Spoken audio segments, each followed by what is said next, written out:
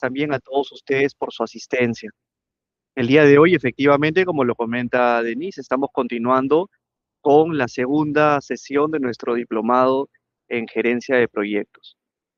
Les comentaba la clase anterior que la política de trabajo que les propongo es cada sesión hacer una breve introducción de las clases anteriores. Eso les va a permitir a todos entrar en línea.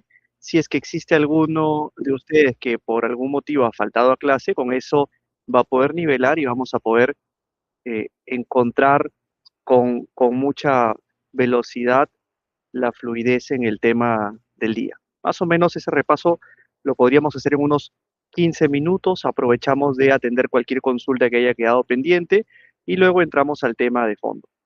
Como ustedes saben, eh, la primera hora de clase, cualquier duda que tengan, la pueden hacer en tiempo real vía chat.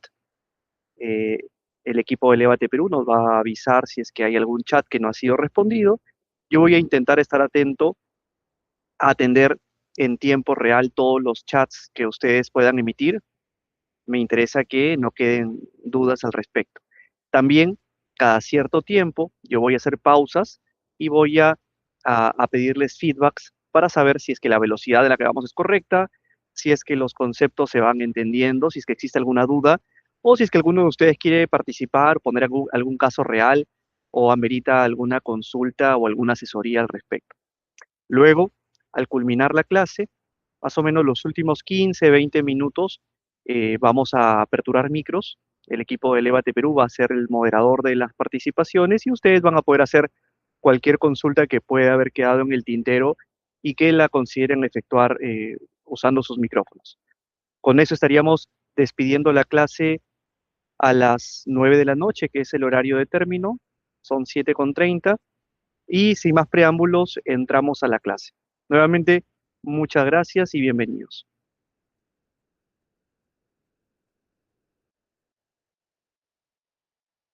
Por favor, ¿me pueden confirmar si se puede ya visualizar mi presentación? Sí, sí se ve, ingeniero. Excelente. Me presento nuevamente en caso no hayan podido estar la clase anterior. Mi nombre es Luis Eduardo Berti, soy su docente o el profesor a cargo de la clase durante estas 5 sesiones, vamos de 5. Soy ingeniero mecánico eléctrico. Tengo un poquito más de 15 años de experiencia en diferentes sectores, sector construcción, sector industrial en general, sector oil and gas también. Cuento con estudios de posgrado en ingeniería, en administración, en gerencia de proyectos, también en ingeniería de productos químicos, en ingeniería mecánica eléctrica. Actualmente estoy cursando un doctorado en gerencia de proyectos y he hecho pasantías por diversas partes del planeta. Traigo información importante para compartirles, ¿no?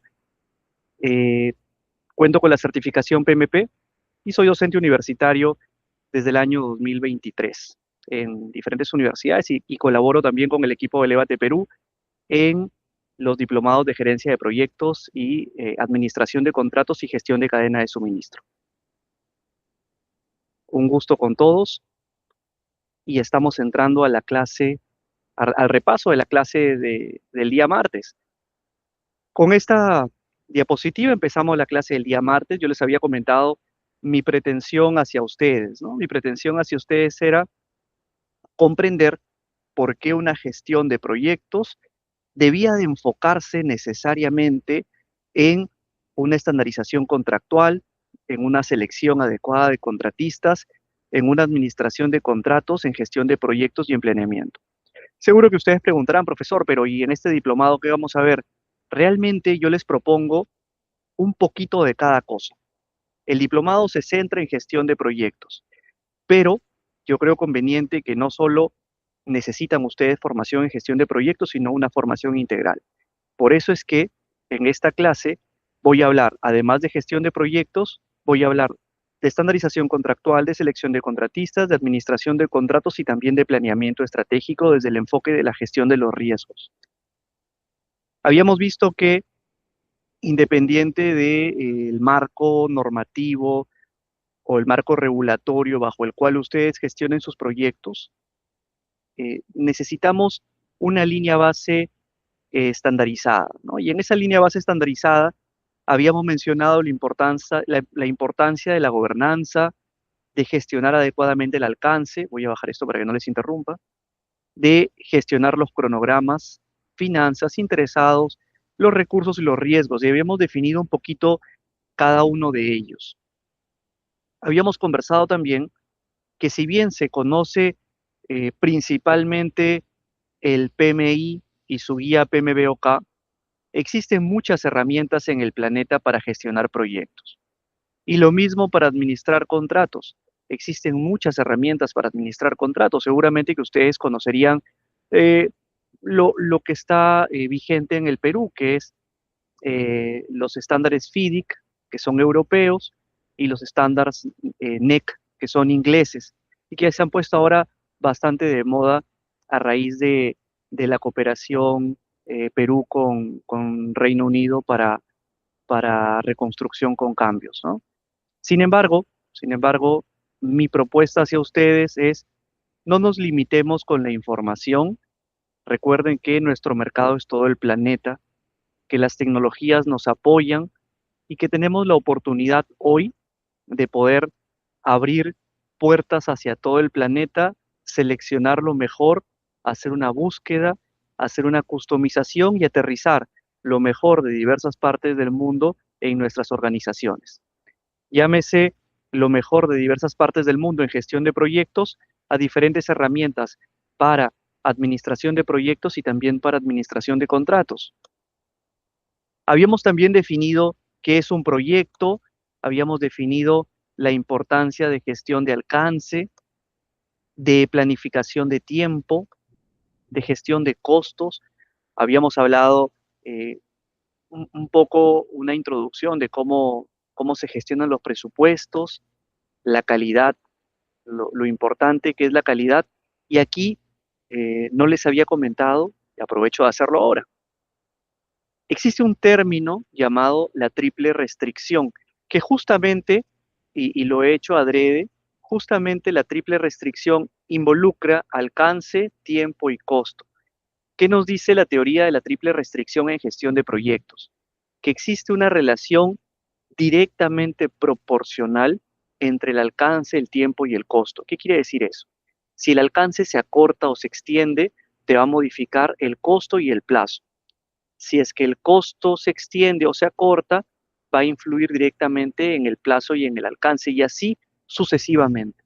Pero existe un término y un concepto al medio de esa triple restricción que se representa con un triángulo, que es la calidad.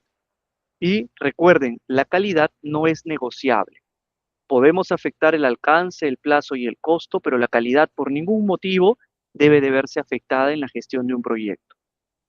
La gestión de riesgos, que es, eh, en mi opinión, uno de los conceptos más importantes, pero a la vez uno de los conceptos más infravalorados. Muy subestimado, poco conocido, pero a la vez, cuando hacemos los famosos análisis forenses, encontramos que el no haber aplicado una adecuada gestión de riesgos, o en muchos casos el no haber aplicado gestión de riesgos desde la etapa de planificación, fue el detonante para gestionar o para que ocurriesen problemas en los proyectos. Estamos gestionando personas, habíamos visto la importancia del liderazgo de los equipos, de la ética y de la responsabilidad. Habíamos conversado de que no hay forma de gestionar un proyecto sin ética, sin responsabilidad, sin comunicación, la importancia de la adaptabilidad y la flexibilidad en la gestión de proyectos. Habíamos conversado un poquito sobre las tecnologías, cómo las tecnologías están hoy presentes y necesitamos utilizarlas a nuestro favor, la gestión de personas, que es fundamental, las curvas de cómo se gestionan los equipos de proyecto. Normalmente, solo para recordar, los equipos de proyecto siempre atraviesan estas fases, ¿no? Lo importante, recuerden, lo importante es alcanzar el desempeño lo antes posible. Y el desempeño viene asociado a dos indicadores súper importantes. El primero es el performance y el segundo es el clima laboral. Cuando ustedes encuentren que en su equipo ha alcanzado el pico de performance, que la ejecución real sigue al proyectado, de que tenemos indicadores en verde dentro del tablero de control, vamos a estar en zona de desempeño, en zona de performance alto. Y lo mismo cuando hagamos monitoreo de clima laboral y veamos que el clima laboral es el correcto, es porque ya hemos atravesado todas estas etapas. Necesitamos gestionar personas, por lo tanto necesitamos conocer a nuestros recursos. Ayer han habido preguntas respecto a esto. Lo más importante es conocer a las personas que conforman los equipos de trabajo. Si conocemos a las personas y sabemos que son las personas, vamos a sacar adelante nuestros equipos de proyecto. Las comunicaciones y los riesgos, habíamos conversado sobre la importancia de la comunicación, sobre la importancia de gestionar riesgos, habíamos visto un poquito qué son riesgos, los riesgos, cómo se gestionan, cómo se configuran. Hoy vamos a ver mucho más sobre ello. Y habíamos llegado hasta aquí y justo estamos con este punto entrando. Como les comentaba al inicio, hagamos un pequeño feedback para preguntar si todo está claro o si hay alguna consulta respecto a los puntos de la clase del día martes. ¿Todo en orden? ¿Todo claro hasta aquí? ¿Estamos listos para empezar con la clase de hoy? Excelente, Juan José, gracias. Gracias, Freddy. Perfecto, Claudia. Vamos para allá entonces. Listo. La clase de hoy, quiero conversar sobre el ciclo de vida. Quiero que a todos nos quede súper claro cuál es el ciclo de vida de un proyecto. Vamos a hablar sobre cada una de las fases del ciclo de vida de un proyecto, qué hacemos en cada fase, qué esperamos de cada fase, cuáles son las estrategias y cuáles son las situaciones de conflicto también que vamos a encontrar. Bueno, les presento, esta es la curva del ciclo de vida de todo proyecto. Y si es que ustedes tienen dudas respecto a que esto aplica para cualquier tipo de proyecto, la respuesta es correcta. Esto aplica para cualquier tipo de proyecto, para cualquier tipo de industria y para cualquier tipo también de sector. Sector privado, sector público, proyecto del tipo industrial, proyecto del tipo, realmente para cualquier sector. Ese es el análisis del ciclo de vida estándar de todo proyecto. Ahora, ¿cuáles son estos pasos? El primer paso es el paso del inicio. ¿Y cuál es la característica principal del inicio en todo proyecto? La característica principal del inicio es que el entregable es la aprobación del proyecto. Normalmente, la etapa de inicio es una etapa corta y es una etapa en la cual se gestiona a nivel de la alta administración de la empresa. ¿Recuerdan cuando les conversaba sobre el planeamiento estratégico? El inicio de los proyectos está muy ligado al planeamiento estratégico de la empresa. Una vez que el proyecto curse el inicio y se apruebe el nacimiento del proyecto, el proyecto sale con una partida de nacimiento y entra a la etapa de planificación. ¿Qué esperamos de la planificación? Realmente en la planificación hacemos todos los preparativos para que ese proyecto pueda entrar de la mejor manera a la etapa de ejecución. Principalmente lo que desarrollamos en la etapa de planificación es la línea base del proyecto, la gestión de contrato y la selección del contratista. Pero en la línea base del proyecto, lo vamos a estudiar hoy, hay una serie de complejidades y una serie de requisitos fundamentales, poco conocidos, poco utilizados, pero claves para el éxito en la ejecución del proyecto. En la ejecución del proyecto, que es la etapa más conocida, entramos de lleno a la administración contractual, gestionamos ingeniería, procura y construcción, gestionamos comisionado, puesta en marcha, y si es que el proyecto, dependiendo de la envergadura del mismo, podemos gestionar etapas de garantías, etcétera. Una vez que el proyecto atraviesa la ejecución, llegamos al cierre del mismo, en el cual el proyecto se le entrega al cliente, el cliente recibe el proyecto, el cierre viene acompañado de una serie de documentación, una serie de entregables físicos, digitales y finalmente las lecciones aprendidas por parte del cliente y del equipo de proyectos. Ustedes ven acá arriba, hay un punto que se llama control. El control se efectúa en paralelo con la ejecución del proyecto. Son diferentes protagonistas en la misma película. La película es la ejecución del proyecto. Cuando hablamos del punto 3, que es ejecución, el protagonista es la compañía constructora o el ejecutor, que puede ser una compañía EPCista, varias compañías EPCistas, distintos tipos de contratos, etc. Y desde control, el que protagoniza la parte de control es el cliente y puede protagonizarlo directamente o a través de una compañía supervisoria denominado de muchas formas según el alcance de la supervisión. ¿De acuerdo? Ahora, la combinación entre control y ejecución nos permite alcanzar el cierre. Acá suele haber un punto. Es muy común cuando se conoce poco de gestión de proyectos, es muy común ver al ejecutor como el enemigo, o es muy común que la relación control-ejecución sea una relación como perro y gato. Es muy común cuando se conoce poco de gestión de proyectos.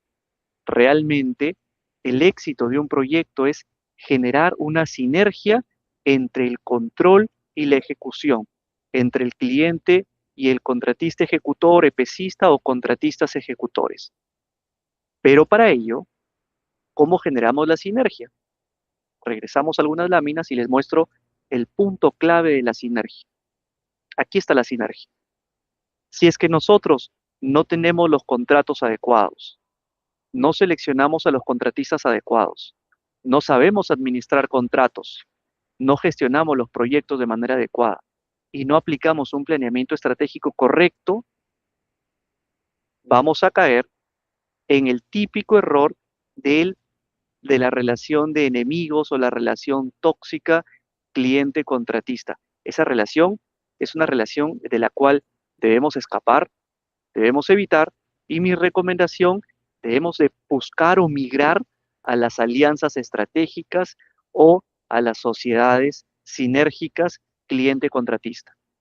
¿De acuerdo? ¿Hasta aquí alguna pregunta? ¿Alguno de ustedes ha tenido experiencias complicadas gestionando contratos, administrando contratos, antes de entrar de lleno al ciclo de vida y a las etapas del ciclo de vida? ¿Alguien tiene alguna consulta hasta aquí para poder orientar la clase hacia sus consultas? ¿Todo en orden?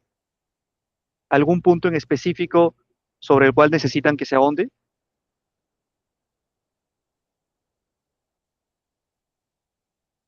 Ah, perfecto, Pedro. Muy buena pregunta. A ver.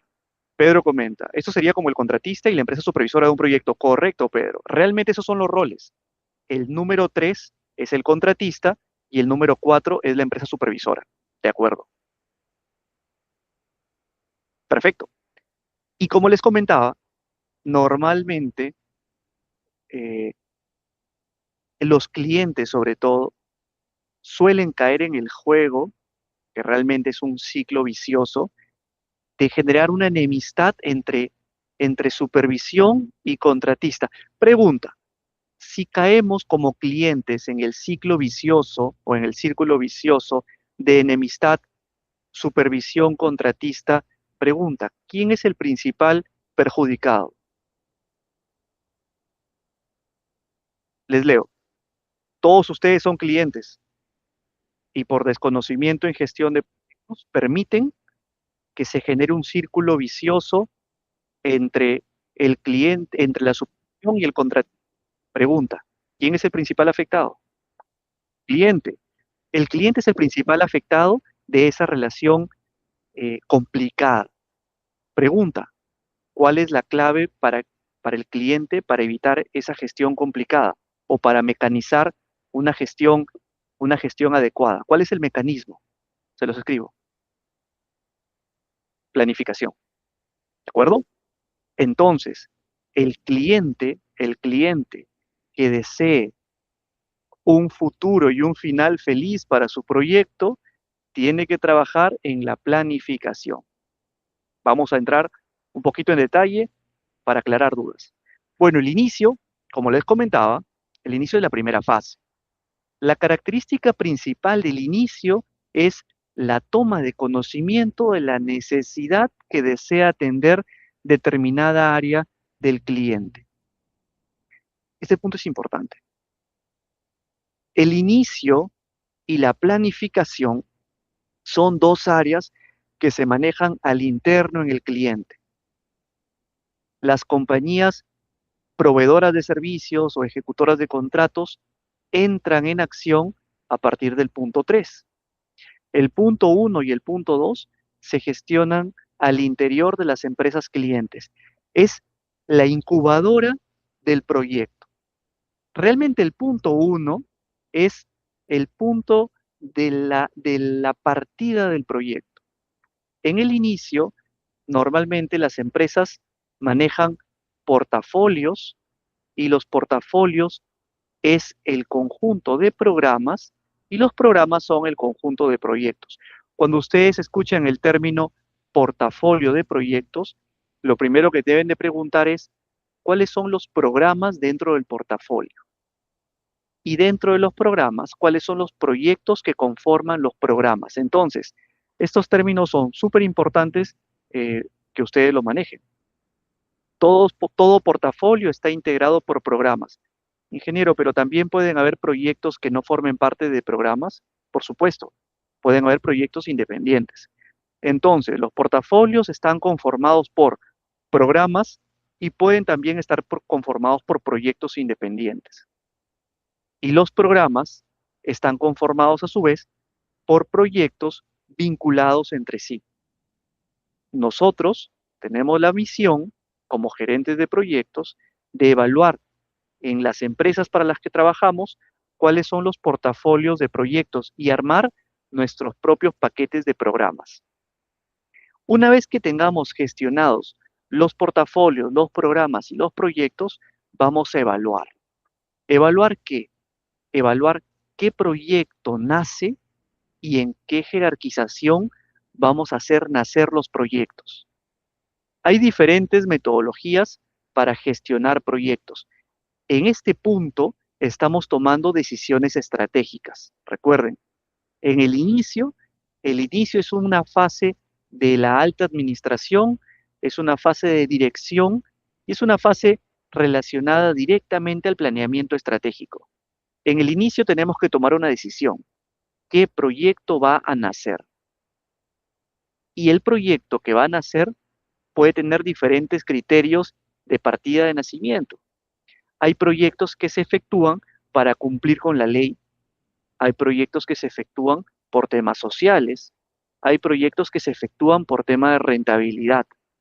En todos los casos, el equipo de gerencia de proyectos, junto con la alta administración y el equipo de planeamiento estratégico, necesita saber cómo clasificar sus proyectos. Acá hay una metodología de clasificación. ¿De acuerdo? Ahora, si vamos a ver la rentabilidad, podemos clasificar los proyectos de los más rentables a los menos rentables. Y algunos proyectos seguro que se van a descartar.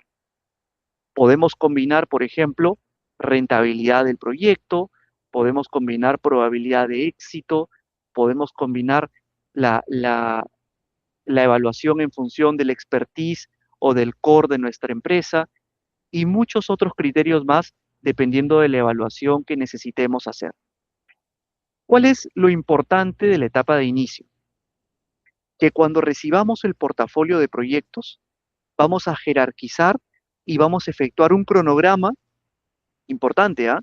Un cronograma de cómo vamos a ir haciendo nacer los proyectos en el tiempo, alineados a qué? Alineados a la visión de nuestra empresa.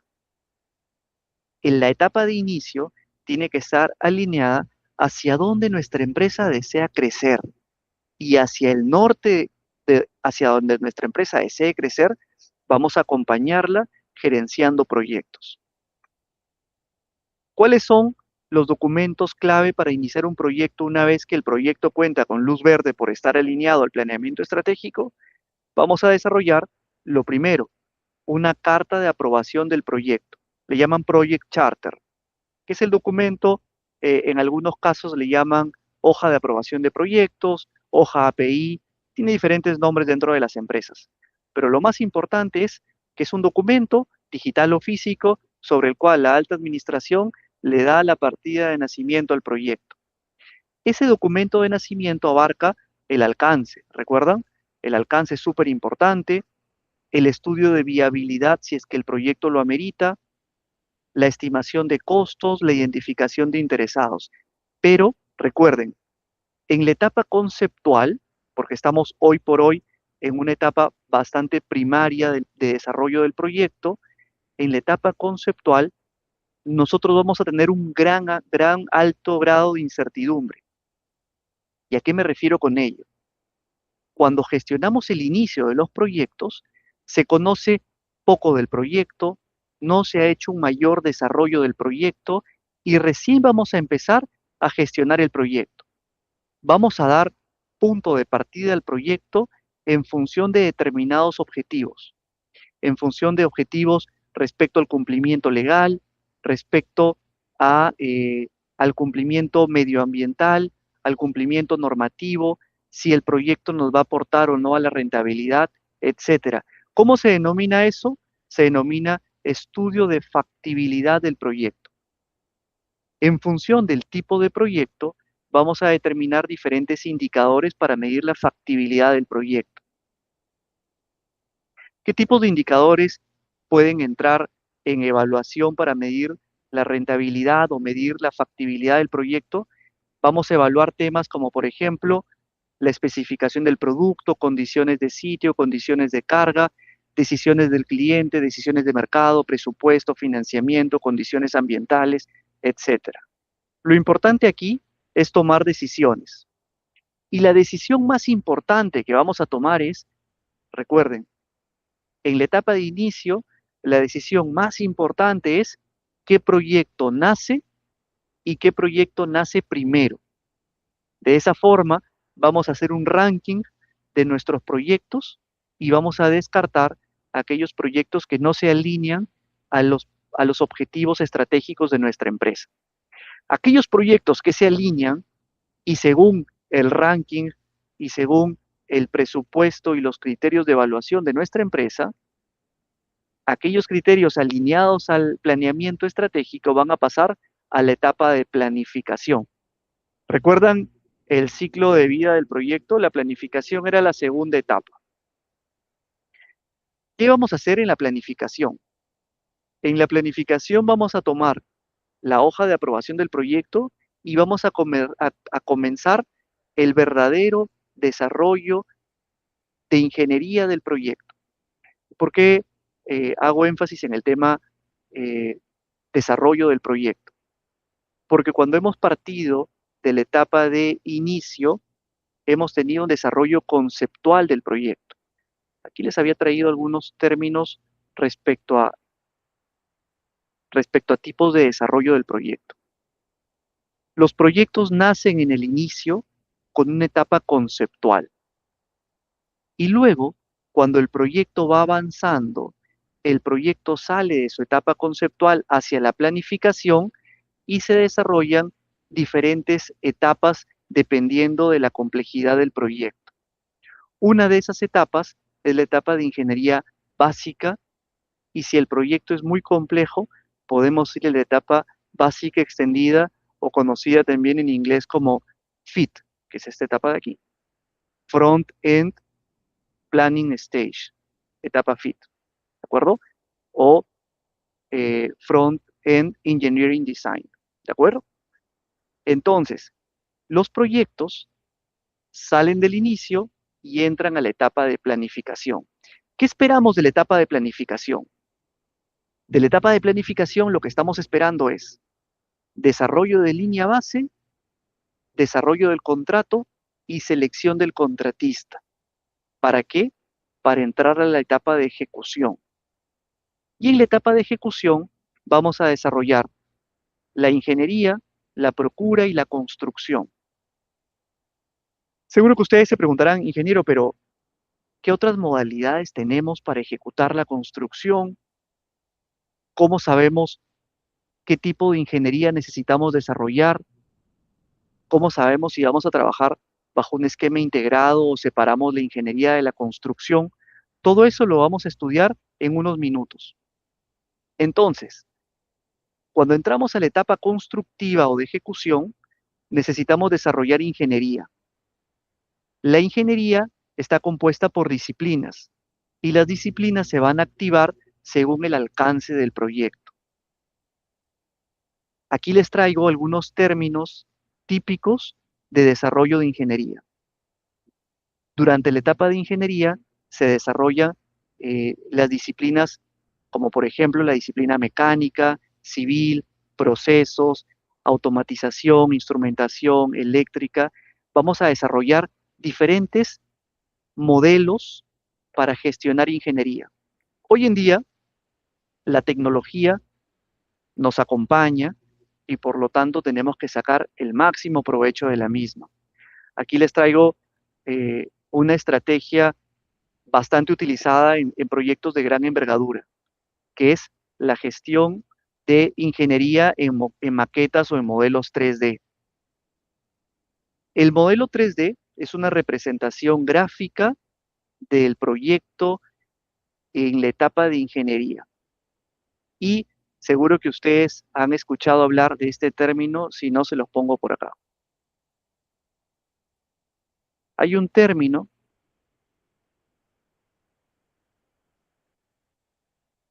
¿han escuchado hablar del término diseño centrado en el usuario? Les comento qué significa el término diseño centrado en el usuario. O les pongo un ejemplo. Estamos diseñando ingeniería, recuerden. Estamos haciendo un mapeo rápido por las diferentes etapas de desarrollo de un proyecto. Y en la ingeniería nosotros tenemos dos opciones. Nosotros podemos desarrollar un proyecto a puerta cerrada dentro de nuestras instalaciones, somos los ejecutores, desarrollamos el proyecto a puerta cerrada dentro de nuestras instalaciones y cuando el proyecto esté terminado a nivel ingeniería, lo contactamos al cliente y le mostramos el resultado de nuestro proyecto. El cliente podría entender poco o mucho de la ingeniería, va a traer a la supervisión y la supervisión va a hacer la revisión. Pero aquí, ¿cuál es la situación? Cuando no hacemos participar al cliente de nuestro desarrollo de ingeniería, de nuestros diseños de ingeniería, y entramos a la parte constructiva sin el acompañamiento del cliente, vamos a encontrar tres tipos de situaciones. Lo primero que vamos a encontrar por parte del cliente son interferencias. Lo segundo son observaciones de seguridad. Y lo tercero son las famosas observaciones OPEX. Les pongo un ejemplo de cada uno de ellos. Cuando el cliente no participa del desarrollo de ingeniería, lo que vamos a obtener es interferencias, sobre todo si las instalaciones son del tipo brownfield. ¿Han escuchado hablar de ese término?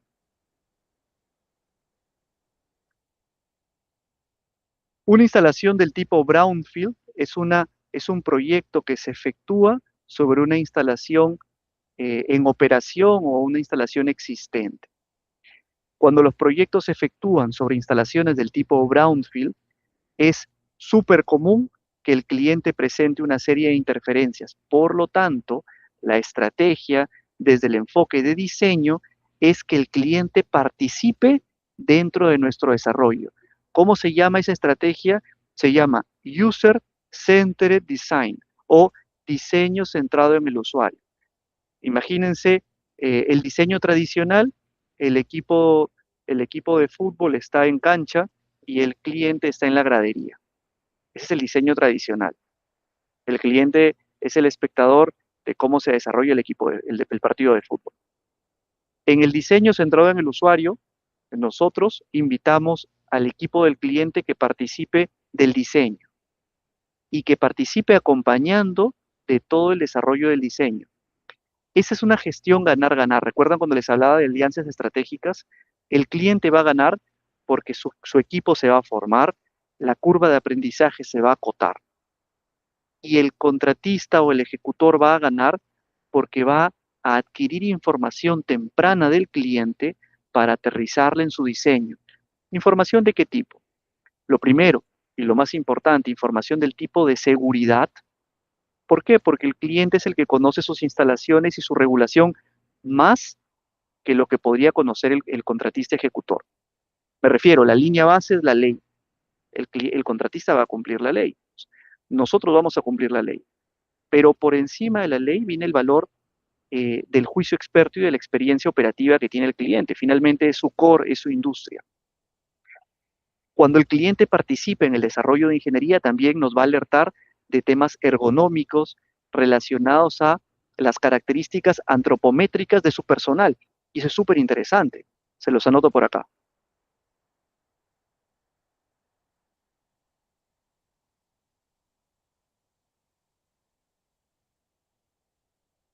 Hay un término muy importante que es características antropométricas del personal de operación y mantenimiento.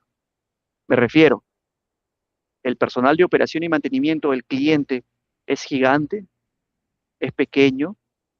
¿Cuáles son sus características físicas? ¿Por qué? Porque el diseño en ingeniería está también orientado hacia la ergonomía. ¿Dónde vamos a instalar las válvulas? ¿A qué altura colocamos los manómetros? ¿En qué punto colocamos las mirillas? ¿Cómo diseñamos diferentes eh, escaleras, accesos, etcétera? Si me dejo entender en este punto, me comentan si es que tienen alguna observación sobre esto. Perfecto. Son temas muy, muy interesantes, poco conocidos, pero bastante aplicativos en el campo del desarrollo de ingeniería y del desarrollo operativo. Ahora, yo les traigo una estrategia. Todo lo que les estoy comentando seguramente que ustedes lo van a ver bastante gaseoso, bastante difícil de aplicar. Pero, ¿qué ocurre si yo les comento que todo el diseño que normalmente estamos acostumbrados a verlo en planos, lo podemos colocar en un modelo 3D? Imagínense un videojuego, seguro que todos los que estamos en sala hemos visto videojuegos o hemos visto una película. Imagínense una película o un videojuego en el cual diseñamos toda la planta, toda la construcción, el edificio, la infraestructura o cual sea el proyecto que estemos haciendo y vamos a poder navegar por medio de un avatar, por medio de una cámara, vamos a poder navegar por las distintas áreas que estamos diseñando y que a futuro van a estar construidas. Esa es la oportunidad y la herramienta ideal para poder gestionar proyectos de gran envergadura con participación del cliente. Y es más, en este tipo de diseños se recomienda la participación del cliente en una revisión formal que se conoce como revisión del modelo al 30%, al 60% y al 90%. Y seguro que ustedes se preguntarán, ingeniero, ¿y todo esto debe de estar narrado en el alcance del proyecto y narrado en el contrato con el contratista? La respuesta es afirmativa.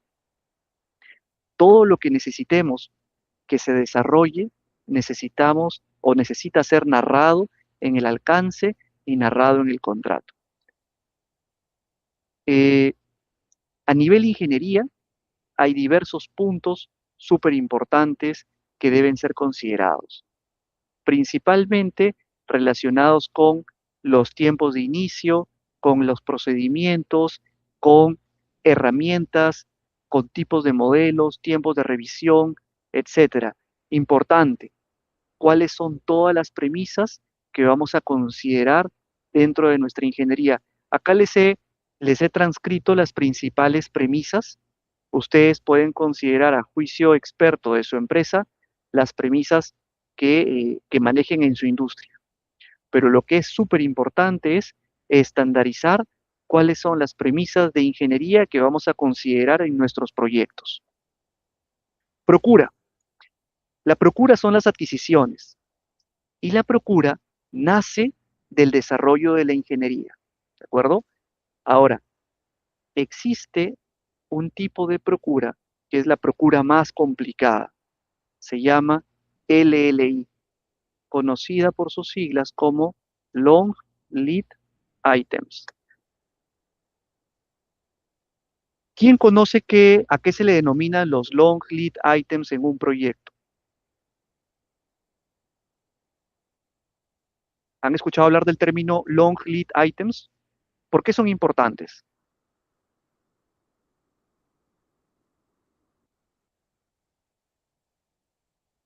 Les comento. Los, la procura de los equipos Long Lead Items son los equipos de mayor complejidad y de mayor tiempo de suministro en el proyecto. Por lo tanto, ¿cuáles creen que deben ser los primeros equipos a los cuales se les debe desarrollar la ingeniería y de gestionar la procura?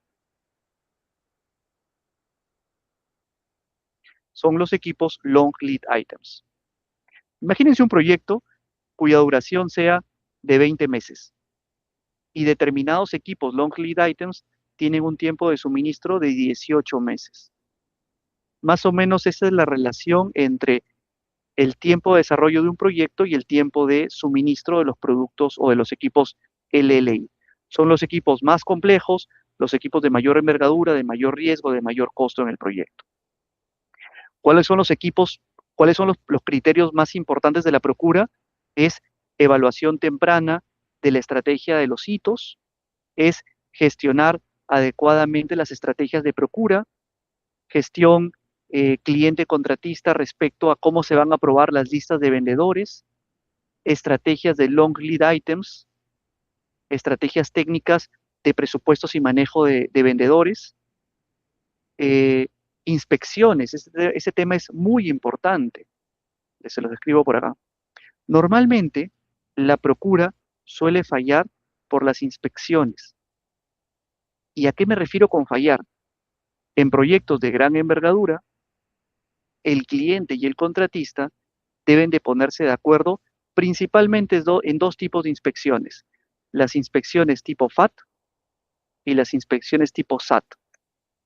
FAT es en factory, o sea, en la planta, y SAT es en el sitio, en la obra.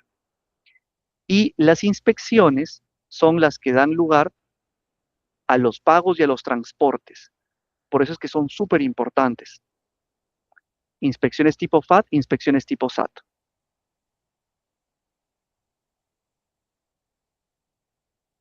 Luego entramos a la etapa de construcción. La secuencia típica de construcción de todo proyecto es, entramos con el diseño de suelos, vamos a la etapa de excavaciones, fundaciones, trabajos bajo suelo, a nivel piping o mecánicos, a nivel instrumentaciones y eléctricos. Vamos avanzando también con la etapa superior, con la etapa de los racks de tubería y terminamos con las etapas de pintados, acabados, precomisionamiento y comisionamiento. A muy grandes rasgos, esos son los conceptos de ejecución y entramos al monitoreo y control. Como les comentaba, el monitoreo y control es el acompañamiento desde el enfoque de la supervisión, desde el enfoque del cliente, a la etapa de ejecución del proyecto.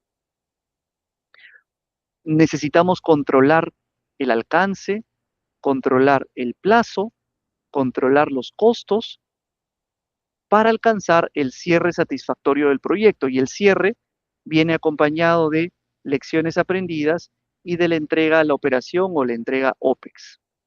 Como objetivos y alcances, necesitamos monitorear la triple restricción del proyecto, que es el alcance, el plazo y el costo del proyecto, y necesitamos estar preparados para gestionar cambios de alcance.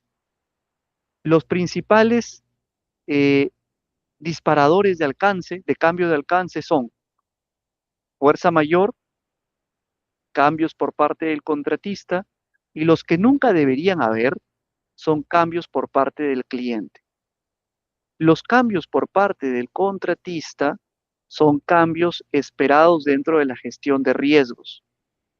Y los cambios de fuerza mayor o caso fortuito, para ellos tenemos la alternativa de declararlos en el contrato como situaciones de fuerza mayor. Entonces, los tipos de cambio pueden ser de tipo fuerza mayor, de tipo contratista y de tipo cliente. Y con eso entramos el día de hoy a hablar de lleno en cada una de las etapas que, que les había adelantado hace un poquito. La primera etapa en la cual quiero entrar de lleno es la etapa de inicio. Y les había comentado hace un instante que el inicio está directamente relacionado con el planeamiento estratégico, con la alta administración de la empresa, con los objetivos estratégicos de la empresa. Vamos a desarrollar aquellos proyectos que son estratégicos para la empresa. Vamos a darle factibilidad e inicio a los proyectos que no solamente son rentables, sino también tienen corte social, tienen corte legal, tienen diferentes tipos de escenarios para poder darle apertura a ese proyecto. También tenemos la etapa de, dentro del inicio, tenemos que evaluar la etapa de planificación, la etapa de alcance y la etapa de ingeniería. Entonces, cuando evaluamos el alcance, necesitamos conocer que todo proyecto por alcance necesita una descripción del proyecto, descripción de entregables, características, criterios de aceptación, restricciones, supuestos y exclusiones. Importante entonces, cuando gestionamos un proyecto y salimos del inicio hacia la planificación, necesitamos que el equipo que asume el proyecto entre en contacto con el cliente, entre en contacto con el usuario de la necesidad del proyecto y recopile la mayor cantidad de información respecto a cómo necesita ser configurado ese proyecto. ¿Cuáles son los supuestos? ¿Cuáles son los criterios de aceptación? La descripción, qué entregables espera nuestro cliente. Y esta gráfica es bastante importante. Muy buena pregunta, Alexander. Los permisos medioambientales se gestionan en la etapa de en la etapa de planificación se identifican y en la etapa de ejecución se gestionan. Permisos medioambientales. ¿Sí? ¿De acuerdo?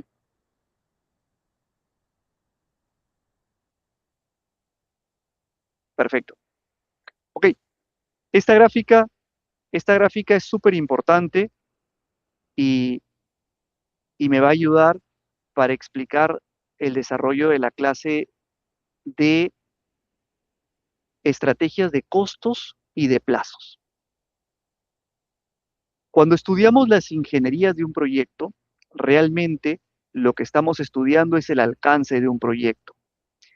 Es decir, el alcance del proyecto se va a representar técnicamente a través del desarrollo de ingeniería del proyecto.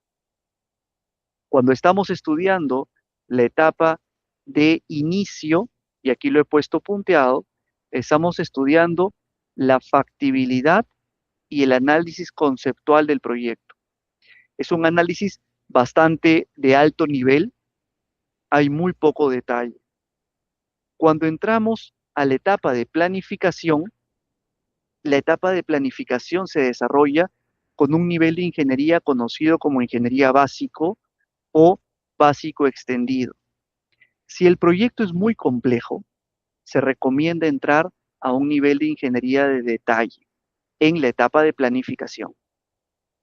Y en la etapa de ejecución vamos a entrar a una ingeniería para construcción, ingeniería para procura y una ingeniería de cierre del proyecto. Entonces, nuevamente, si estamos en la etapa de planificación, necesitamos desarrollar una ingeniería al nivel de requerimiento de ese proyecto. Y seguro que ustedes se preguntarán, profesor, pero ¿cómo yo determino el nivel de ingeniería acorde a la necesidad del proyecto? Muy buena pregunta. Y acá se los muestro. El nivel de ingeniería de desarrollo del proyecto me permite ahondar o profundizar en el alcance del proyecto. Recuerdan, un proyecto con mayor alcance, con mayor desarrollo de alcance en el contrato, tiene una menor probabilidad de conflicto, de discrepancias y de situaciones problemáticas. Por lo tanto, nos toca tomar decisiones. ¿Decisiones de qué tipo? De tipo estratégico. Sabemos que el nivel de desarrollo de ingeniería está asociado a un nivel de incertidumbre. Y sabemos también que el nivel de desarrollo de ingeniería está asociado a un nivel de desarrollo del alcance del proyecto. Les doy un paso más. Esta tabla es la tabla típica de incertidumbre del análisis AACE, que es la Asociación Americana de Estimación de Costos. ¿Qué nos muestra esta tabla? Nos muestra que conforme desarrollo más ingeniería en un proyecto, o sea, es decir, la clase 1 es un nivel de desarrollo de ingeniería mayor, más profundo, más potente que la clase 2 es mejor que la clase 3 es mayor que la clase 4 y así sucesivamente.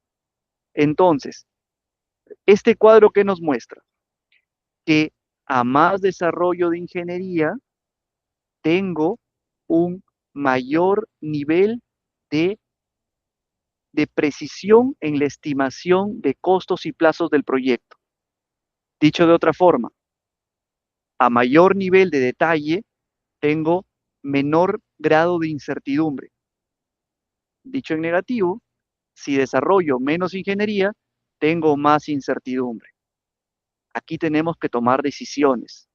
Y la primera decisión de empresa, regreso acá, la primera decisión de empresa va a ser, ¿con qué grado de desarrollo de ingeniería apruebo un proyecto? Primera decisión de empresa. Segunda decisión de empresa, ¿con qué grado de ingeniería desarrollo la planificación?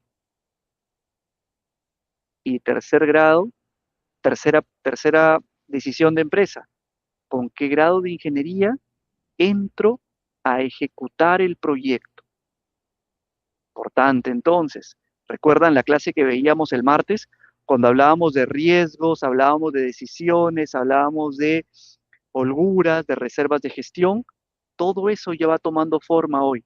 Es decir, nuestra empresa tiene que ser consciente que está tomando decisiones y que las decisiones vienen acompañadas de riesgos y que los riesgos vienen acompañadas de estrategias. Entonces, primera decisión de la noche, ¿cuál es el nivel de ingeniería con el que vamos a desarrollar nuestra planificación? Les comento mi caso personal y ustedes aterrícenlo a sus propias empresas con el nivel de conocimiento que estamos ganando. Estrategia, salgamos a desarrollar proyectos con una ingeniería clase 2. Esta ingeniería clase 2 nos va a dar una definición del proyecto en un rango entre 30 y 70%. Es decir, nosotros vamos a intentar que la ingeniería que se desarrolle sea una ingeniería básica o básica extendida o FED, que tenga mucha información, que sea una ingeniería bastante profunda, bastante detallada, que obvie cualquier punto gris y que nos limite o mitigue cualquier situación de conflicto o de malinterpretación entre las partes. Asimismo, este nivel de ingeniería le va a permitir al cliente y al contratista estimar sus costos. Por lo tanto, si yo sé que la ingeniería con la que estoy trabajando es una ingeniería clase 2, cuyo grado de incertidumbre puede ser incluso hasta 20% por arriba de la estimación que efectúe, pregunta, ¿dónde debo considerar este 20%? Respuesta correcta, en la reserva de gestión de la empresa. Por lo tanto, aquí ya tengo un criterio de cómo establecer la reserva de gestión de la empresa. Recuerden ayer que uno de sus compañeros dijo, ingeniero, ¿cómo me preparo para aquellos vicios ocultos o para aquellas situaciones desconocidas? Lógico, son desconocidas porque no las he desarrollado en la ingeniería. Y como no las he desarrollado en la ingeniería, porque la ingeniería no ha crecido a ese nivel, son situaciones que no he mapeado como riesgo. Y si no he mapeado como riesgo y se presentan cuando empiece a desarrollar más ingeniería, necesito de alguna forma poder gestionarla. Ese grado de incertidumbre en la experiencia y en las buenas prácticas se debe cubrir con reservas de gestión. ¿De acuerdo? Importante. Entonces, ¿qué tipos de ingeniería son o hay? Ingeniería conceptual, básica y de detalle. Dentro de la ingeniería de detalle, yo recomiendo ingeniería de detalle en la etapa constructiva o si los proyectos son muy complejos, desarrollar ingeniería de detalle en la planificación, pero acuérdense, si desarrollamos ingeniería de detalle en la planificación, la reserva de gestión va a bajar un poquito, ¿de acuerdo? Si desarrollamos ingeniería de detalle en la planificación, recomendación, en la ejecución, pongamos una consideración o una premisa de revisión de ingeniería de detalle o una premisa de adecuación de la ingeniería de detalle a los criterios del contratista ejecutor. Importante. Asimismo, dentro de la etapa de ejecución, vamos a encontrar una ingeniería final denominada ingeniería as-built. ¿De acuerdo? Entonces aquí les tengo unas preguntas para, a ver, aquí tenemos algunas consultas. Eh, Pedro pregunta, por temas de controles, ¿deberíamos apuntar a un clase 2 en los proyectos? Muy buena pregunta, Pedro. Realmente, la estrategia de manejar la incertidumbre y la ingeniería es una estrategia del cliente. Recuerden, estamos en planificación y la etapa de inicio y de planificación son etapas del cliente. Entonces, mi recomendación es manejar un clase 2 para proyectos de mediana envergadura y manejar un clase 1 para proyectos de gran envergadura. Es mi recomendación, pero va a ser súper importante que ustedes, en función del juicio experto y en función, ¿recuerdan cuando les decía de la política de gestión de riesgo de sus empresas? En función del juicio experto de sus empresas y en función de las políticas de gestión de riesgos o de apetito al riesgo, sus empresas tomen decisiones, pero sobre todo mi recomendación es que lo escriban en sus procedimientos, ¿de acuerdo? Las empresas deben de dejar procedimientos escritos para que se estandaricen las gestiones.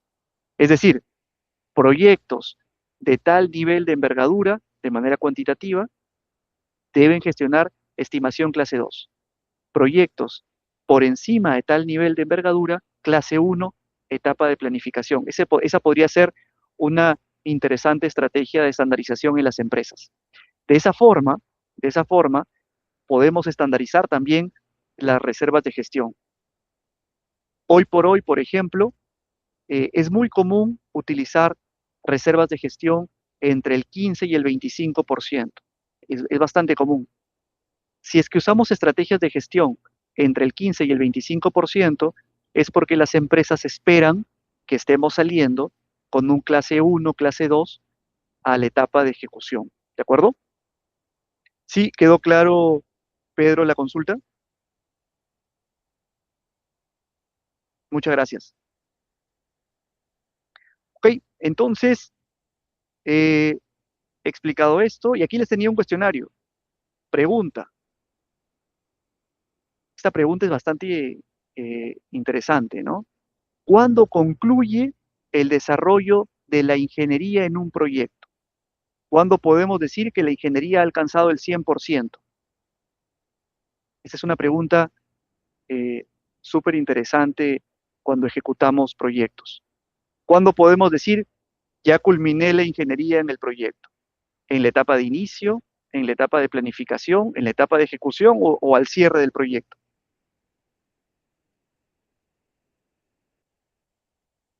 ¿Qué opinan ustedes? ¿Cuándo el proyecto alcanza una ingeniería al 100%?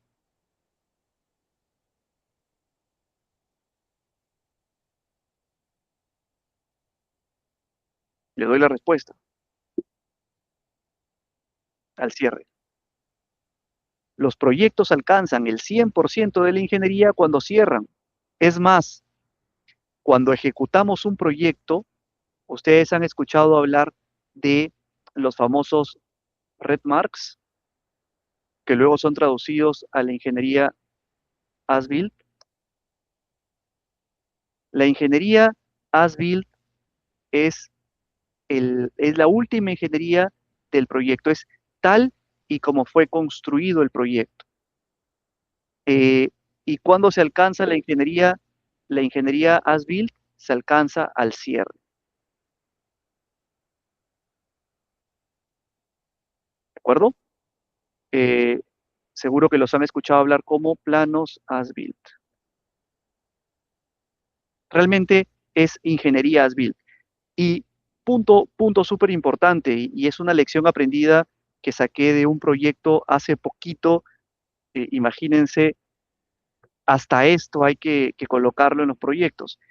Cuando, cuando especifiquemos ingeniería as-built, también tenemos que especificar ingeniería as-built del modelo 3D. ¿Recuerdan que les hablaba del modelo 3D?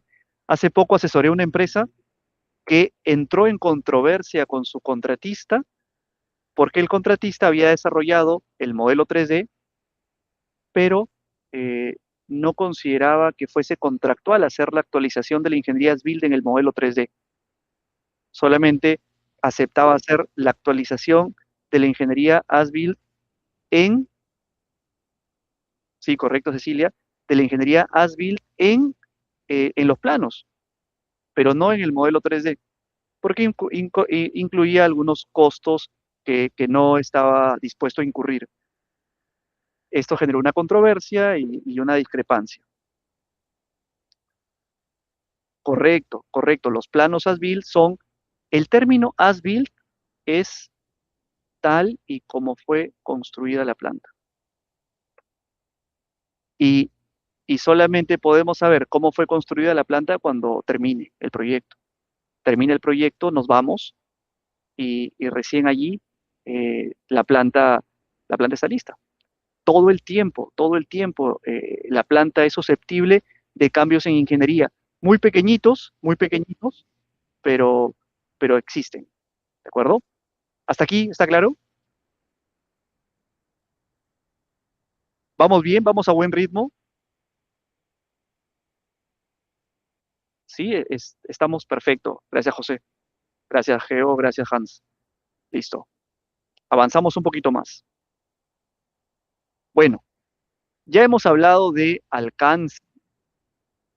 Vamos a hablar, estamos en planificación, vamos a hablar del cronograma. Entonces, todo, preguntas, ok, todo parte del alcance. Un alcance bien definido nos da lugar a un cronograma bien planteado. Y un cronograma bien planteado nos da lugar a un presupuesto bien determinado. Entonces, ¿dónde parte todo? Todo parte en el alcance. Y el alcance necesita de un desarrollo de ingeniería. El desarrollo de ingeniería está asociado a un nivel de incertidumbre. Hay que tomar decisiones. Y en función del desarrollo de la ingeniería vamos a poder aterrizar cronogramas. ¿Qué estrategias hay para desarrollar cronogramas? La estrategia más conocida es la estrategia del WBS en inglés o en español, estructura de desglose del trabajo. Es Work Breakdown Structure o estructura de desglose del trabajo, por sus siglas en inglés. ¿En qué consiste esta estrategia? Tenemos un nivel 1, que es el título del proyecto, y vamos a partir ese nivel 1 en subniveles o en subactividades, tantas como podamos manejar, hasta llegar a la actividad más pequeña dentro de ese subgrupo de actividades, y esa actividad pequeña le vamos a llamar paquete de trabajo. A cada paquete de trabajo le vamos a asignar recursos, le vamos a asignar costos y plazos. Y luego hacemos el análisis ascendente y vamos a establecer duraciones de los proyectos. ¿Qué tipo de, qué tipo de clasificación podemos utilizar?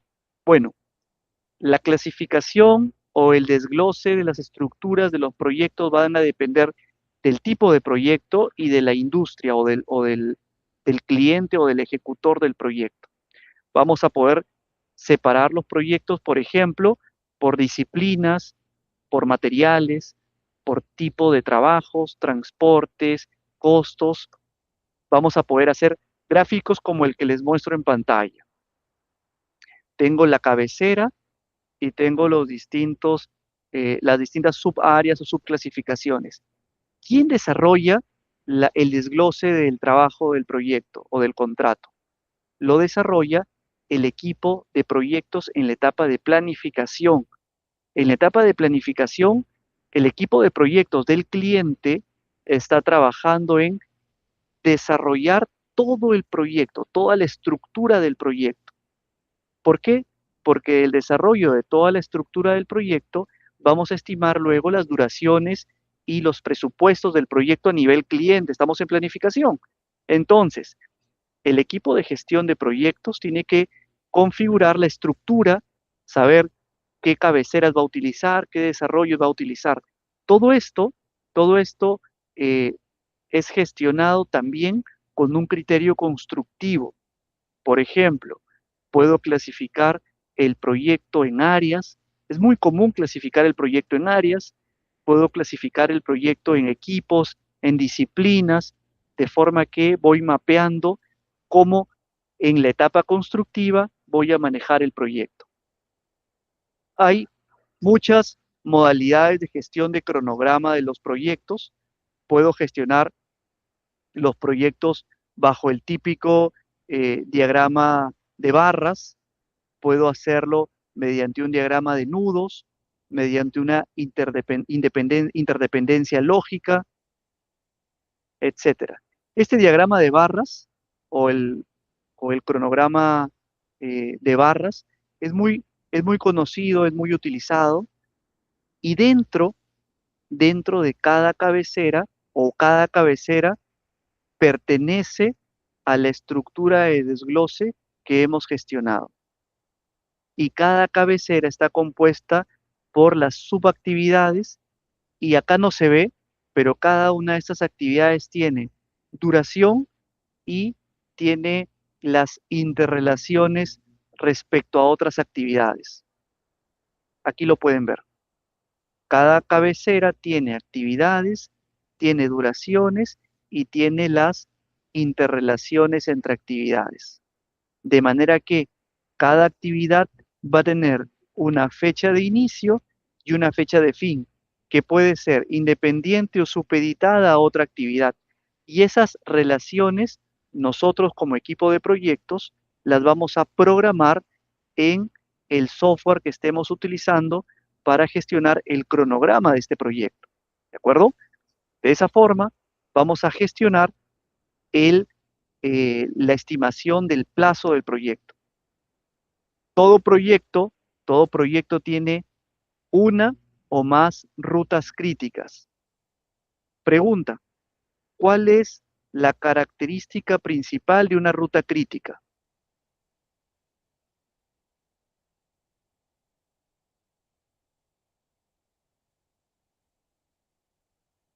La característica principal de una ruta crítica es el conjunto de actividades que no tienen holgura.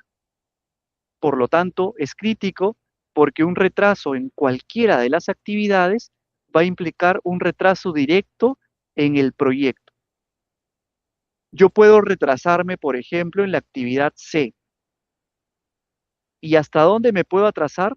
Me puedo atrasar hasta el punto en el cual impacte en la ruta crítica. ¿Cómo le llaman a este tipo de relaciones? Le llaman holguras o flotantes. De esta forma, nosotros como gerente de proyectos necesitamos saber qué actividades son críticas y las actividades críticas debemos de protegerlas porque sabemos que van a impactar en el proyecto.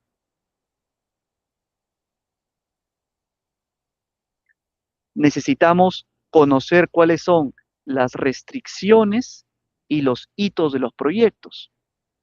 Las restricciones están relacionadas a las relaciones entre actividades y los hitos tienen una característica súper importante. Bueno, dos. La primera es que tienen duración cero, no tienen duración. Y la segunda es que el hito marca una condición especial en el contrato. Normalmente los hitos están relacionados a pagos o a penalidades y marcan condiciones especiales en el contrato. Por ejemplo, hace poquito preguntaba su compañero Alexander respecto a permisos. Por ejemplo, podríamos colocar, Alexander preguntaba, exacto, los permisos CIA. Por ejemplo, si estamos gestionando un proyecto cuyos permisos sean importantes, yo considerara el hito de inicio de gestión de permisos y otro hito de fin de gestión de permisos como hitos del proyecto. Y si le quiero dar un mayor énfasis, lo sujeto a penalización en el contrato. Son estrategias que podemos utilizar como clientes para administrar nuestros contratos porque finalmente lo que debemos de buscar es, de cierta forma, recuerdan, cómo gestionar el éxito de nuestro proyecto. Van a haber muchas estrategias, van a haber muchas gestiones y sobre todo va a haber mucho manejo en cómo configuramos nuestro contrato y para eso necesitamos salir airosos de la programación del cronograma. Rutas críticas, fundamentos. Por ejemplo, como fundamentos del cronograma podemos especificar duraciones, qué actividades pueden programarse en simultáneo, identificar los tiempos de entrega principales, fases, liberación de áreas, inicios y fines de cada etapa, ¿de acuerdo? Bueno, aquí les dejo algunos ejemplos como para que ustedes puedan revisar.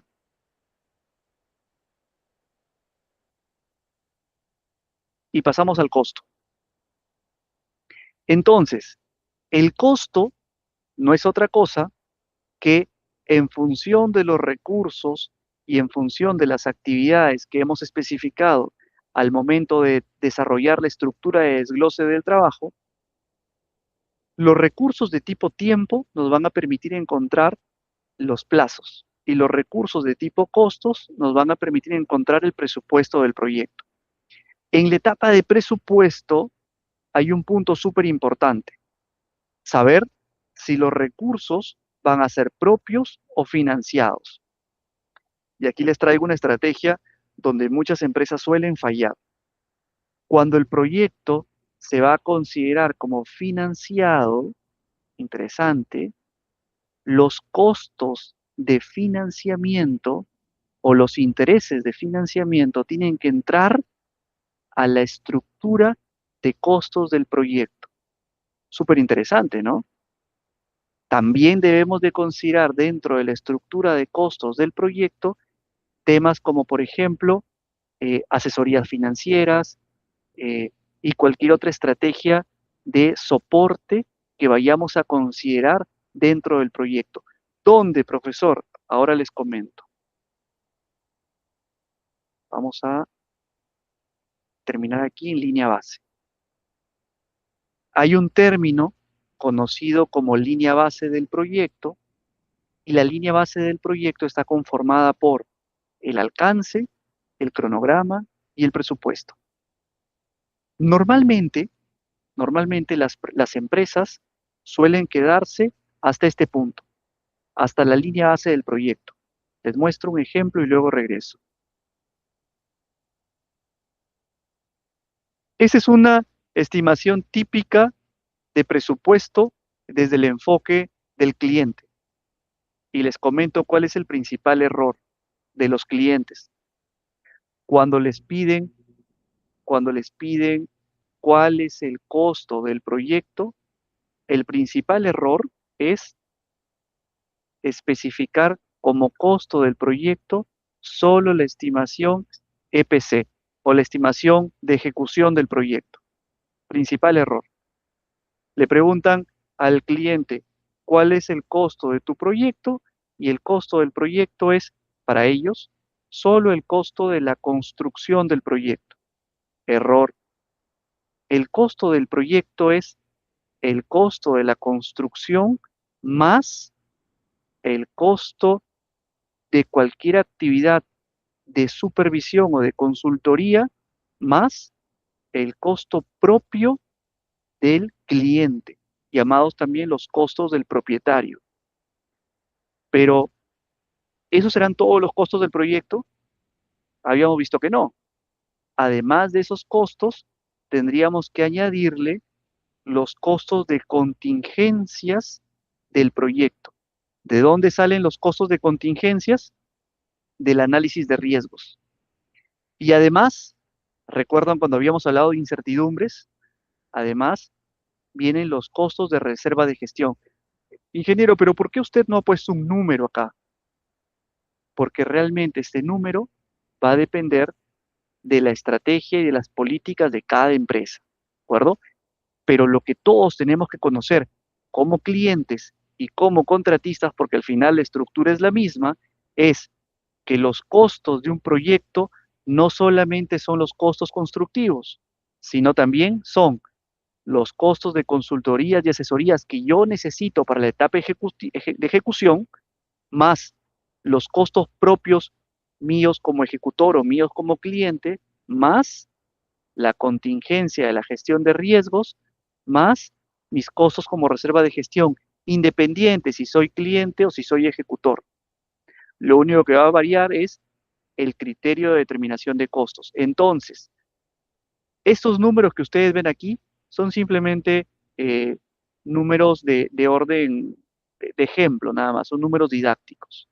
Pero lo importante es que ustedes todos nos llevemos el mensaje, que cuando gestionamos el presupuesto de un proyecto, el presupuesto del proyecto no es únicamente el presupuesto constructivo. Los costos CAPEX involucran los costos de asesorías y consultorías, más los costos propios del cliente. Ingeniero, en los costos del cliente está los costos por financiamiento y costos de intereses, allí adentro van.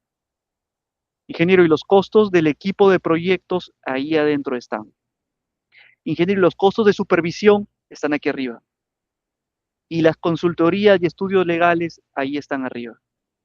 Ingeniero, y los costos de gestión de riesgos, aquí. ¿De acuerdo? De esta forma vamos a gestionar costos.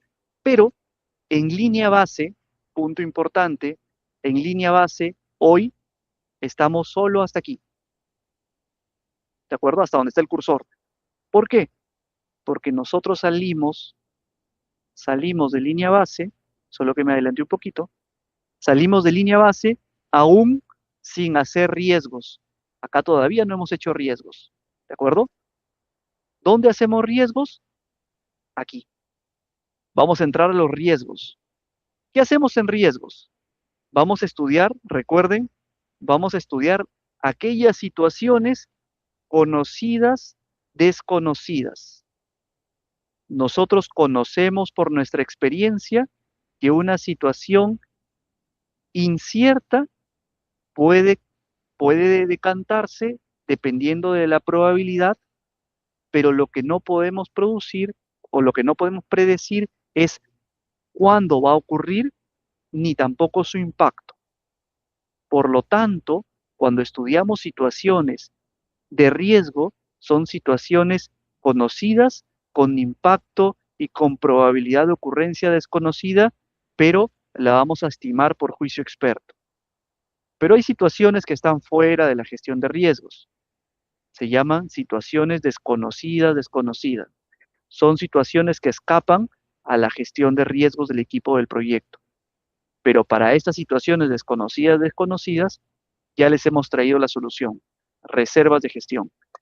Y para las situaciones desconocidas, necesitamos gestionar riesgos a todo nivel. Vamos a gestionar riesgos a nivel alcance, cronograma, calidad, costos, recursos humanos, comunicaciones, adquisiciones, interesados, etcétera. Vamos a mapear todos los riesgos que pueden haber en el proyecto. Recuerden, estamos en etapa de planificación y estamos preparándonos para la etapa de ejecución. Esta estructura es muy utilizada en gestión de riesgos. Vamos a estimar por cada uno de los N riesgos que encontremos su probabilidad de impacto, su impacto en costo, su impacto en plazo, qué planes de mitigación, qué responsable y qué estrategias y frecuencias de monitoreo. ¿Por qué? Porque como les comentaba el martes, nosotros vamos a abordar los riesgos primero para que no ocurran y segundo, para que si ocurren no le pase nada al proyecto.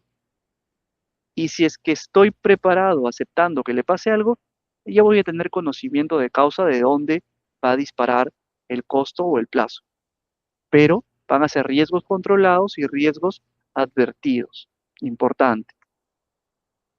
Bueno, los riesgos para nosotros pueden ser de tipo positivo o negativo, de externo o interno. Vamos a encontrar riesgos a nivel tecnología, mercado, accesos, climas, huelgas, condiciones laborables, materiales, economía, tasas, estrés, logística, factores, licencias, permisos, etc. La gestión de riesgos es muy compleja y es muy importante. Y la gestión de riesgos inicia en la planificación y continúa en toda la vida del proyecto hasta la recepción, hasta el cierre. ¿Cuál es lo más común? No hacer planificación. ¿Cuál es lo recomendado? Hacer gestión de riesgos desde la planificación.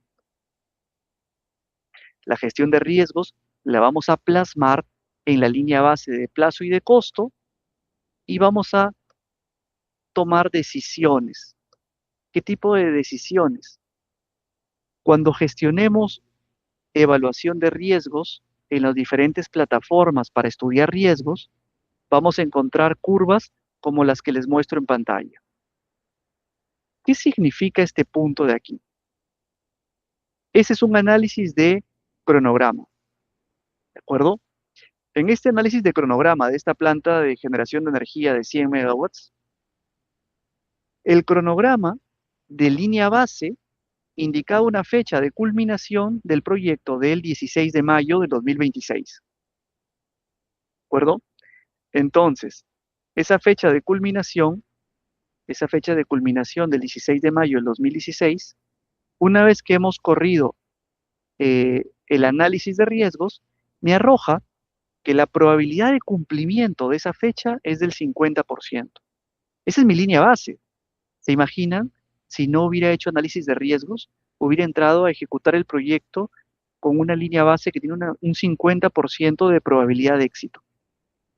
Aquí nos toca tomar la otra decisión del proyecto. ¿Con qué nivel de riesgo entramos a la construcción o a la ejecución? Vamos a entrar con un nivel de riesgo o un nivel de éxito del 100%. Vamos a entrar con un nivel de certeza del 80%, 90%, 70%, 50%. Va a depender de, de cada gerente de proyectos. Debería depender de la empresa.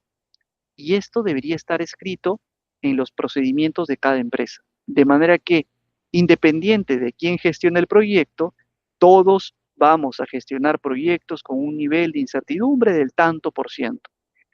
Si mi apetito al riesgo es un apetito al riesgo alto, podría elegir un 60 o un 70% de éxito y el resto, ¿dónde, dónde lo reemplazo? Lo reemplazo con planes de mitigación, con monitoreo y con responsables. ¿Por qué? Y aquí este punto es importante y normalmente esto ocurre mucho en en las compañías ejecutoras, contratistas. Voy para acá. Pregunta, ¿cuál es el número?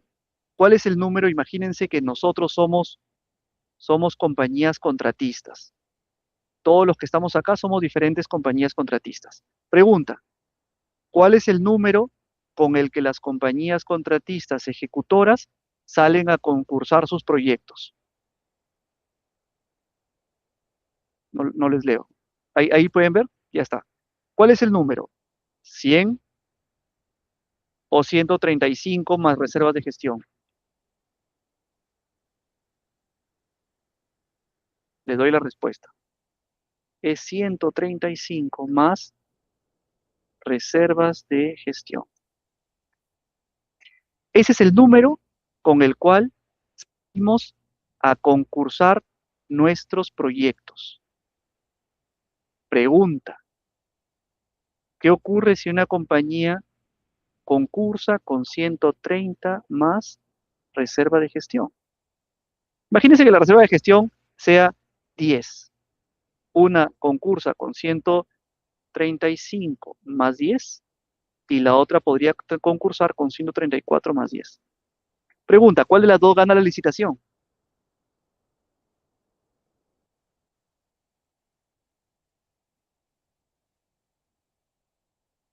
Esta, ¿cierto? Pero ¿cuál asume más riesgos? 134 más 10. ¿Qué suele ocurrir? Es muy frecuente que las compañías ejecutoras, correcto, Yuri, es muy común que las compañías ejecutoras, por desconocer gestión de proyectos y gestión de riesgos y únicamente motivadas por precio, ganen proyectos y luego no estén preparadas para ejecutar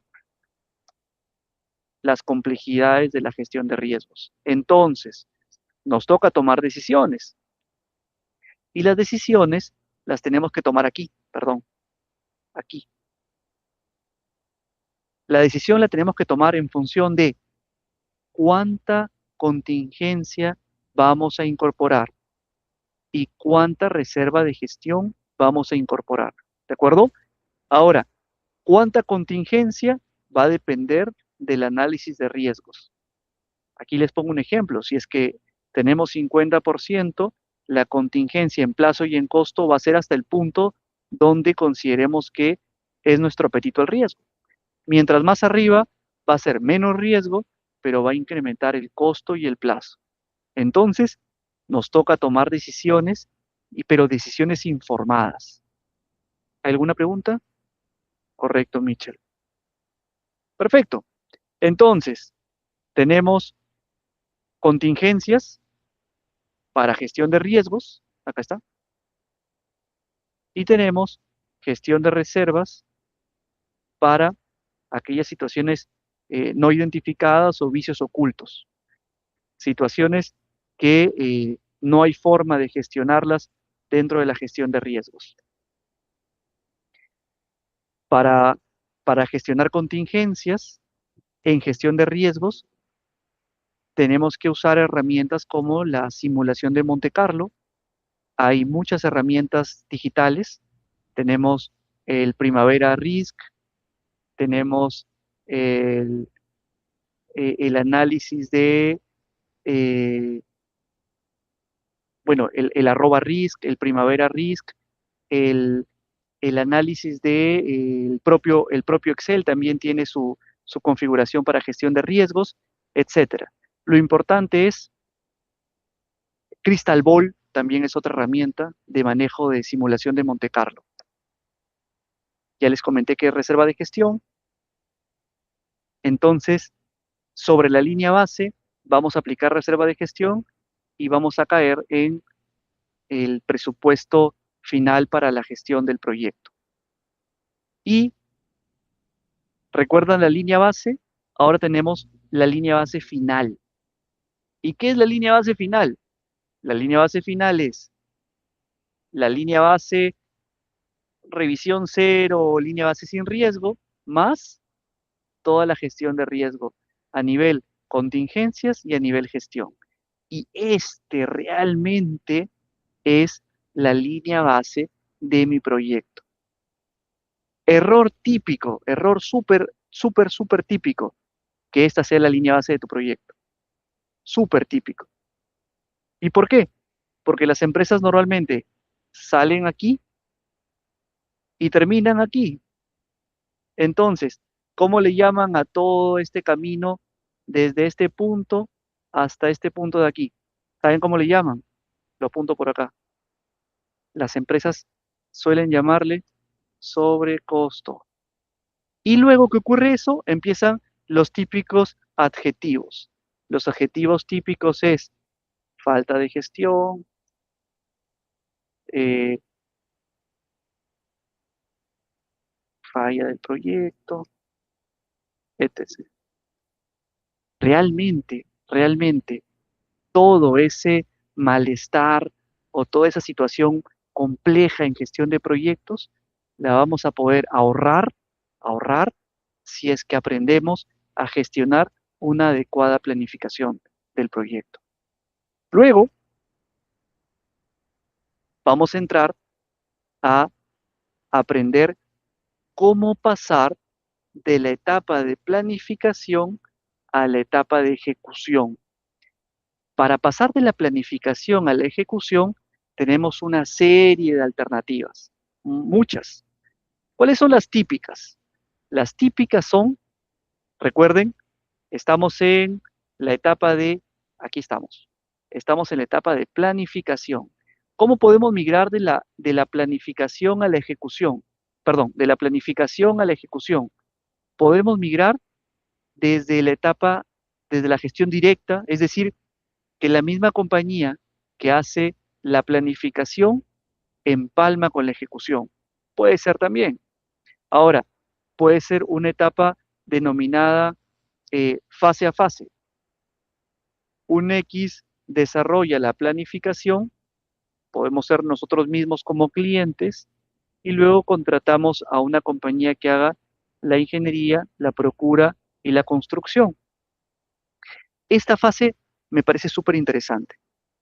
Esta fase se denomina eh, llave en mano y se maneja bajo un esquema que se llama el esquema OBE,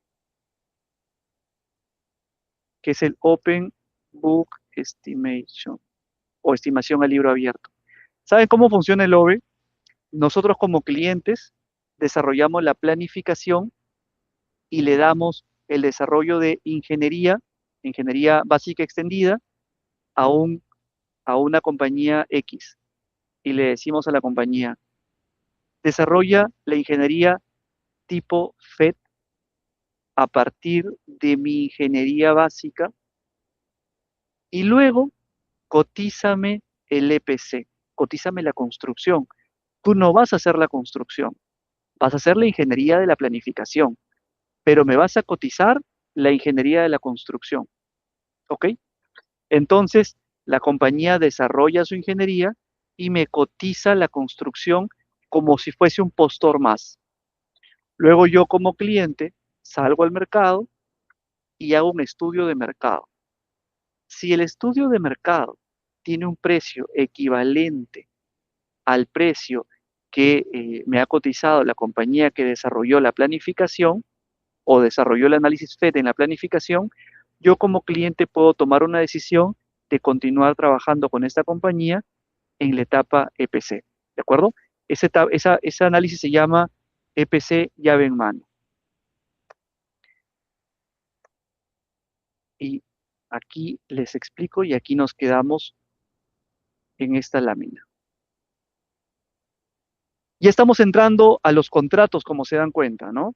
Ya hemos salido del desarrollo de la ingeniería, hemos salido del cronograma, de los costos, de los riesgos, tenemos línea base y estamos entrando a conformar nuestro contrato. Les comentaba, línea base, contrato, selección del contratista. En el contrato, tenemos dos términos que suelen confundirse mucho, muy común confundirlos. Un término es cómo le voy a pagar al ejecutor y el otro término es cómo va a desarrollar el alcance.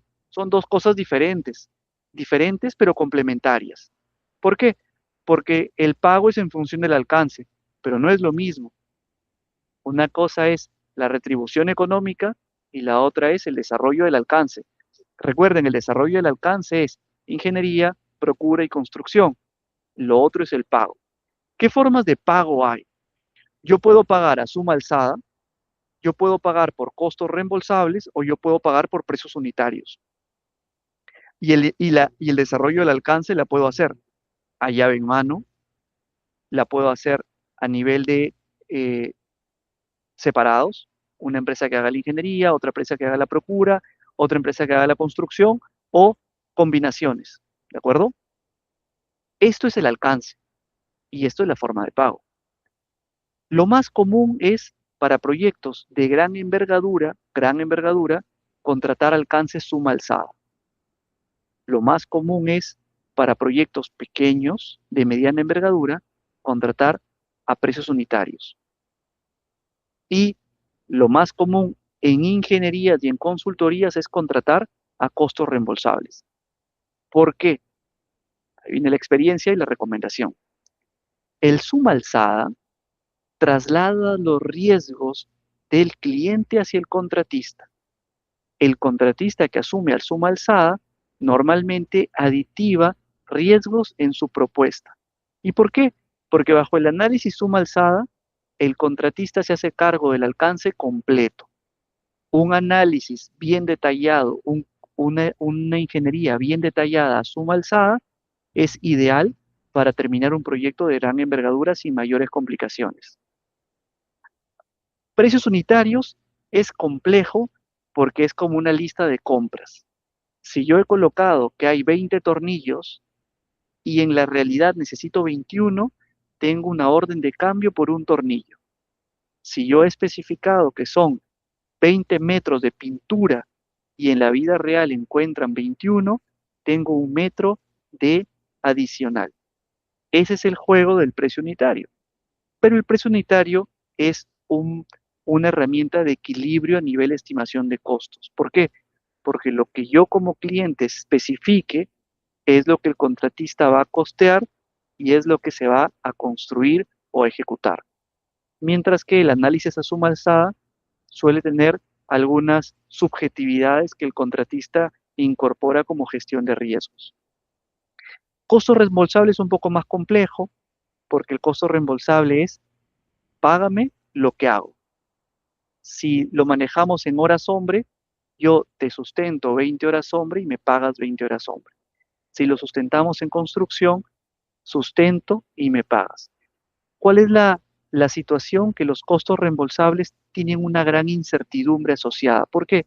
Porque como el costo reembolsable necesito ejecutar para poder cuantificar, en proyectos de gran envergadura es difícil manejar la estimación y los presupuestos de ese tipo de proyectos, pero funcionan bastante bien para desarrollos de ingenierías y para desarrollos de asesorías y consultorías. ¿De acuerdo?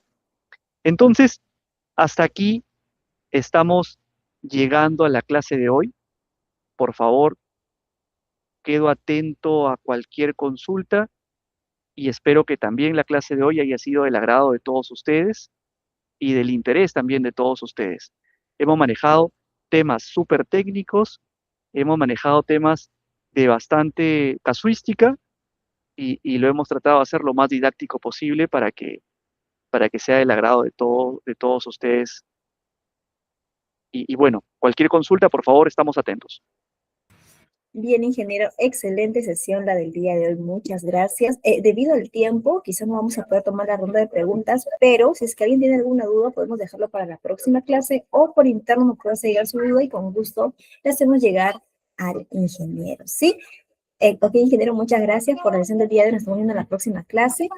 Y para los estudiantes, el link de asistencia ya va a ser compartido en breve aquí por el chat y también por su grupo de WhatsApp. La grabación de esta clase de igual manera compartido para el día de mañana por su grupo de WhatsApp para su repaso, si en caso quizás no les ha quedado claro, o para los alumnos que no se han conectado a la clase en vivo. Muchas gracias a todos por conectarse el día de hoy. Nos estamos viendo en la próxima clase. Buenas noches. Muchas gracias, estimada Denise, gracias al equipo de Elevate Perú y a todos los asistentes. Cualquier duda que haya quedado en la clase de hoy, la podemos atender el próximo martes al iniciar la sesión. Muchas gracias. Bien, excelente, ingeniero. Gracias. Estimados profesionales, comentarles adicionalmente es que aún sigue vigente el valor promocional para su certificación, que es de 89,90. Recuerden que este valor incluye su certificado y también acceso a las PPTs y material académico que se encuentra en su aula virtual. Su certificado sale con 120 horas académicas y es avalado por el Ministerio de Trabajo y Promoción del Empleo. Si desean acceder a ella, se comunican conmigo directamente por interno al número de Elevate Perú para poder hacer efectivo su pago y brindarles su usuario y su contraseña y puedan ya desde ahora acceder a su aula virtual. Dicho eso, que tengan muy buenas noches a todos y nos vemos en la próxima clase. Que tengan un excelente fin de semana.